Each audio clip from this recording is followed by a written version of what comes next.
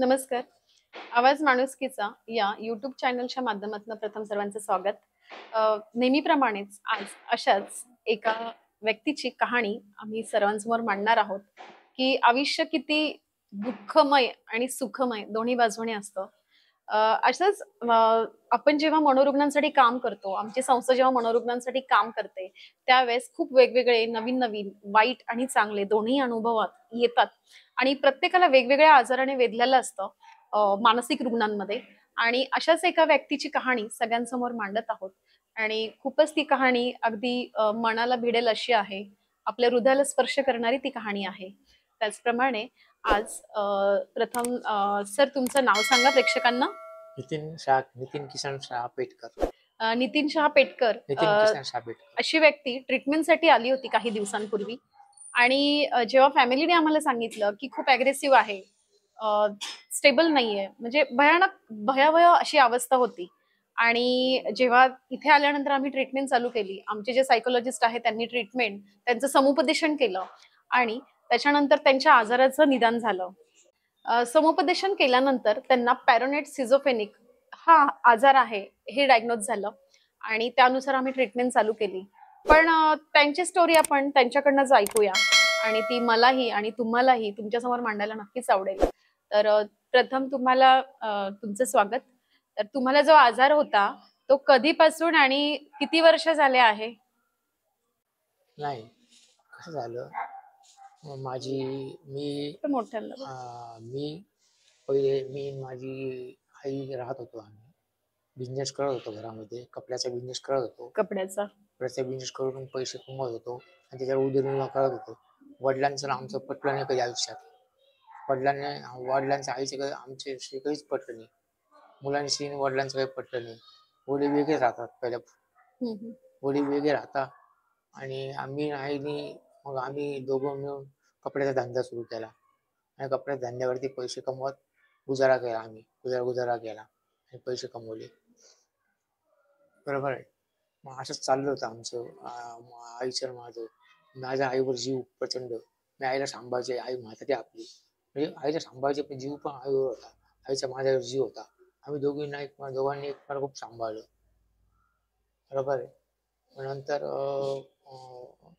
नंतर मग आम्ही काय केलं, नंतर मग असं कपड्याच्या दुकानात आम्ही बिझनेस केला आणि त्याच्यावर उदरनिर्वाह केला. पैसे बँकेत टाकले, पैसे जमवले, पैसे जमवले आम्ही. फॅमिलीमध्ये तुम्ही दोघच राहत होते का, आई आणि तुम्ही? दोघच जण. वडील वेगळे राहिले तुमचं पटत वडील नसल्यामुळे. वेगवेगळे राहतात पहिले. भाऊ आणि बहीण? आईचे वडिलांचं पटत नाही पहिल्यापासून. बर बर. भाऊ आणि बहीण सोबत नाही राहिले कधी? नाही नाही राहिले. नाही. आणि त्यानंतर तुमचं लग्न नाही? ऐका ना. हा. तर मग नंतर लग्न झालं. तर माझं लग्न 2000 लग्न होऊन माझं 20-25 वर्ष होऊन गेली. 20 वर्ष होऊन गेली. कुणी ठरवलं हे लग्न? तलाक होऊन गेलं लग्न. बरं, लग्न कुणी ठरवलं तुमचं? वडिलांनी ठरवलं होतं. वडिलांनी तलाक करून टाकली. वडिलांनीच केलं?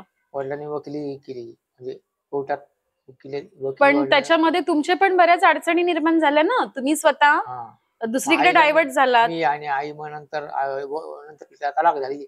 नंतर मी पण तलाक का झालं? तुमच्या पण काहीतरी अडचणी आल्या ना बायको समोर. ते झालं. ते थोडंसं आम्हाला एक्सप्लेन करणं, म्हणजे नक्की काय प्रॉब्लेम झाला? डेंजर होती. भांडी सगळ्याची भांडी, आईशी भांडीची, मायाशी भांडीची, आईशी मायाशी भांडीची, व्यवस्थित जमत होतं. गेली निघून ती. तर मग त्याच्यानंतर आमचा बिझनेस चालू होता. मी बिझनेस चालू ठेवला मी आईनी. मग तो बिझनेस वाढवत तेच करत राहिलो आम्ही. मग नंतर वडील तिकडेच राहायचे. वडील यायचे आमच्यामध्ये. मग नंतर आमची स्टोरी म्हणजे खूप वर्ष असं चाललं. मग नंतर काय आलं की नंतर आई आता 2014 मागच्या वर्षी आई वारली. बरोबर आहे. मागच्या वर्षी आई वारली. मग आई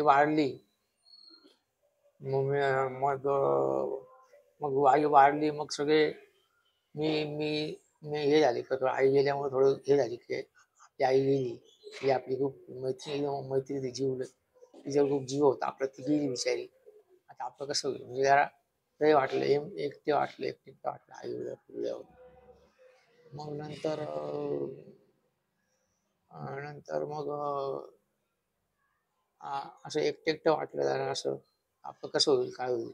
मग नंतर पेपरला असं मी पेपर घ्यायचे ना, पेपर असं मी वाचलं की काय का हे याच्यावरती का तुम्ही गव्हर्नमेंटने नियम केलाय का तुम्हाला तुम्हाला म्हणजे गव्हर्नमेंट म्हणजे प्लॅस्टिक सर्जरी करून डॉक्टर तुम्ही काही करू शकता, मुलगा होऊ शकतो, मुलगी होऊ शकतो, बाई होऊ शकता, माणूस होऊ शकतो, असं असं आलंय, असं मी वाचलं. मला कोणीच सांगितलं नाही, काहीच नाही, फक्त मी वाचन केलं आणि तो लोक मला थोडासा हे झाला. आपण आपण लेडीज झालं तर का बरं नाही, तर आता आपण एकट्याच झालं नाही, ते आता आपण जे एकटे असं मुलीसारखं जीवन जगू, बाईसारखं जीवन जगू म्हटलं. तेव्हा लग्न झालं होतं ना? काही वर्ष गेले ते लग्न, त्याला खूप वर्ष आणि गेले. त्याच्यानंतर ह्या गोष्टी तुम्हाला जाणवल्या की आपण लेडीज व्हावं. मागच्या वर्षी गोष्ट ही मागच्या वर्षीची गोष्ट आहे. बरं. तर त्याला खूप आधी अशी भावना मनात निर्माण नाही झाली? नाही, पहिले नव्हते काही. आता झालं. आई होती तेव्हा बी नव्हती काही भावना. बरं. पण अशी भावना का उत्पन्न झाली तुम्हाला? असं लेडीज विषयी एक वेगळं वाटतं का? मग सांगतो का, आई गेली ना, मागच्या वर्षी आई गेली, मागच्या वर्षी आई गेली, मागच्या वर्षी आई गेली, मी एकटी आली, एकटं वाटायला आई गेली आपली, आपण एकटं आलो आता, असं मग एकटं थोडं एकटेपणा वाटायला लागला. मग पेपर, मग टीव्ही घ्यायची, न्यूज वगैरे बघायचे, टीव्ही न्यूज बघायच्या सगळ्या, न्यूज बघायला जास्त आवडतात, क्रिकेट बघायचे, न्यूज बघायचे, पिक्चर बघायचे, टीव्ही बघायचे.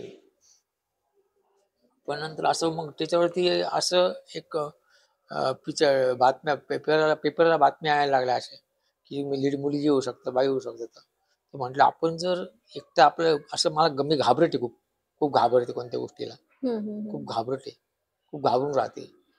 आपण जर एकटे आपण लेडीज सारखं राहिलं तर आपण चांगलं जीवन जगू, आपल्याला कोणी त्रास नाही होणार, काही त्रास देणार नाही कोणी, या उद्देशाने मी ते केलं, मला कोणी त्रास देणार नाही. तेव्हा तुम्ही सर्जरी केली? आता म्हणजे या वर्षी, मागच्या वर्षी, या वर्षी म्हटलं आपल्याला कोणी त्रास देणार नाही, काही म्हणून. कुठली सर्जरी केली पण तुम्ही त्यावेळेस? सर्जरी केली, ही प्लास्टिक सर्जरी, ब्रेस्टची सर्जरी केली. आणि त्यावेळेस पैसे फायनान्स कुणी केलं? तुम्ही जेव्हा सर्जरी केली की तुम्हाला जेव्हा असं वाटलं? सगळे पैसे माझेच होते, कोणाचे? आईचे माझे पैसे होते. तुम्ही बँक बॅलन्स तुमचा युज केला त्या सर्जरीसाठी? असं तुम्हाला काही भास झाला का, कोणी सजेस्ट केलं की सर्जरी करा? काहीच नाही, मनाने केली.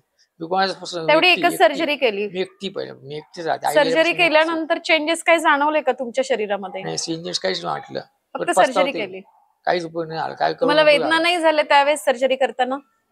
थोड्या वेदना झाल्या, झालं. ऑपरेशन भूल देऊनच सर्जरी करतात ना? आणि त्यावेळेस तुम्हाला कोणी बंधनं घातली नाही का की करू नको, शरीरासाठी चांगलं नाहीये? ट्रीटमेंट डॉक्टरांची? तुम्हीच मोठे होते, पैसे माझे तुम्ही त्यासाठी युज केले, तुमच्या स्वतःसाठी युज केले. आणि त्यानंतर काही तुमच्या आपल्याला कोणी त्रास देऊ नये, कोणी काही बोलू नये, मी घाबरते मॅडम. मग तुम्ही सर्जरी केलेली सगळ्यांना सांगितलं का की मी असं ऑपरेशन केलंय म्हणून स्वतःबद्दल? आता आपण कसं म्हणजे असं राहू तसं राहू, त्याप्रमाणे राहू म्हटलं आपण, आणि त्याप्रमाणे आपण राहिलो तर आपल्याला कोणी काही बोलणार नाही, कोणी काही त्रास देणार नाही. मग तुम्ही कपडे जे घालायचे, लेडीजचे कपडे घालायचे का पुरुषांचे ऑपरेशन केल्यानंतर? लेडीजचे म्हणजे नाही, टी शर्टच घालायचे, टी शर्ट घातल्यासमोर टी शर्ट घातले, लेडीजचे कपडे नाही घातले कधी? बाकी एकच सर्जरी केली, बाकी दुसरी कोणती सर्जरी केलेली नाही?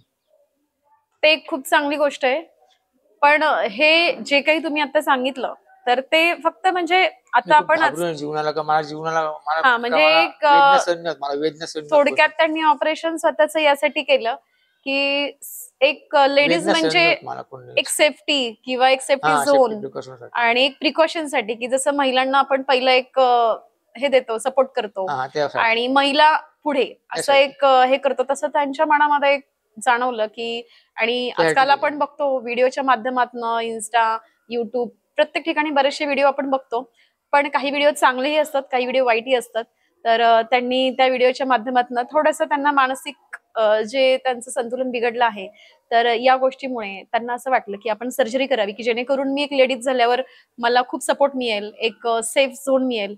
पण आता मेडिसिन्स उलट झालं, वाढवा झालं. मला कधी वाटलं नव्हतं, मी कुठून गेली असं आलं मला, उलट त्याच्या ते नसतं केलं तर मी आज सुखी असते.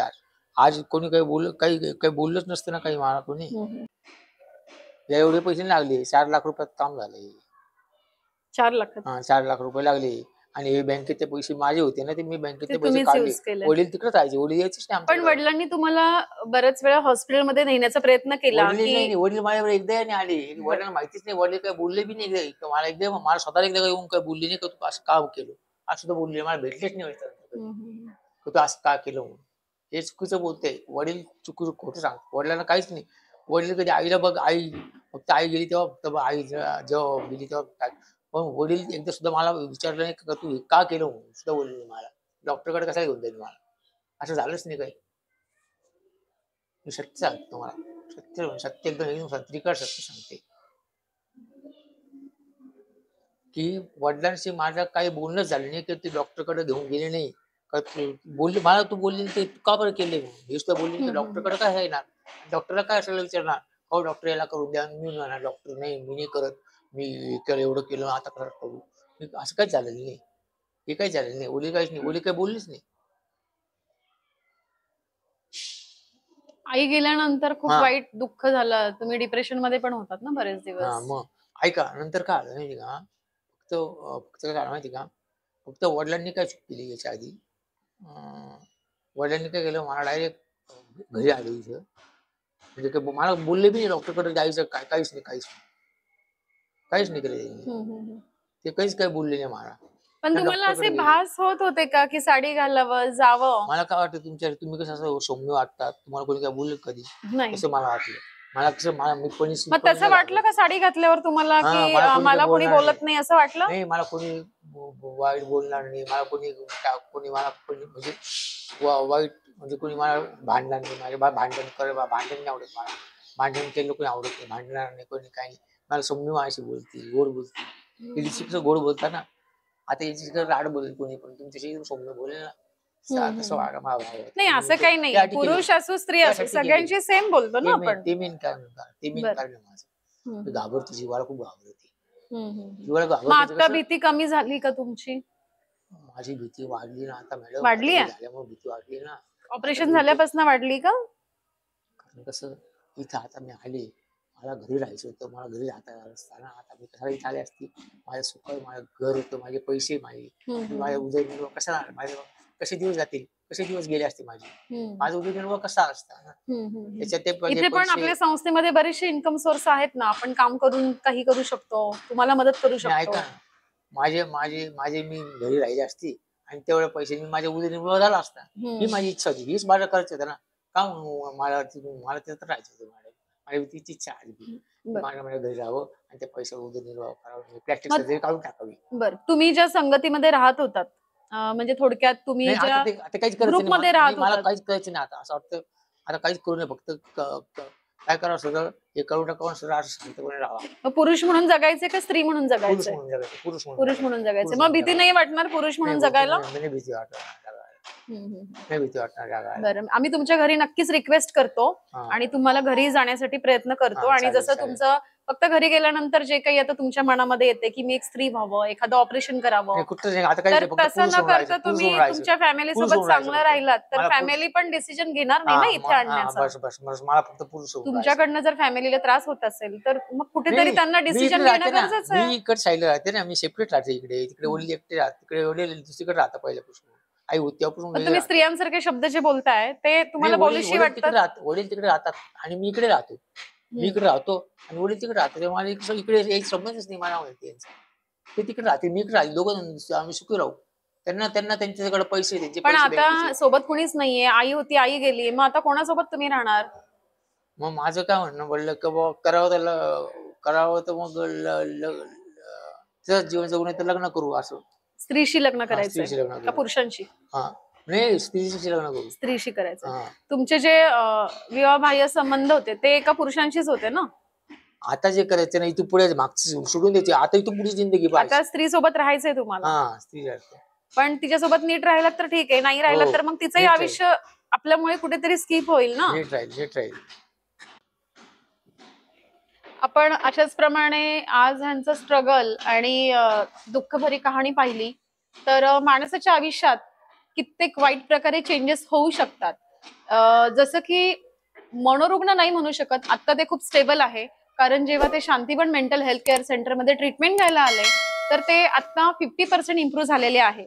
इथे येण्याआधीची जी सिच्युएशन होती, त्यांना वारंवार साडी घालून पुरुषांबद्दलचं अट्रॅक्शन, पण आज त्यांचं जे लिंग आहे ते पुरुषांचंच आहे. पण त्यांना आपण ट्रान्सजेंडर पण म्हणू शकत नाहीये आणि फिमेलही म्हणू शकत नाहीये. तो एक कर्ता पुरुष आहे.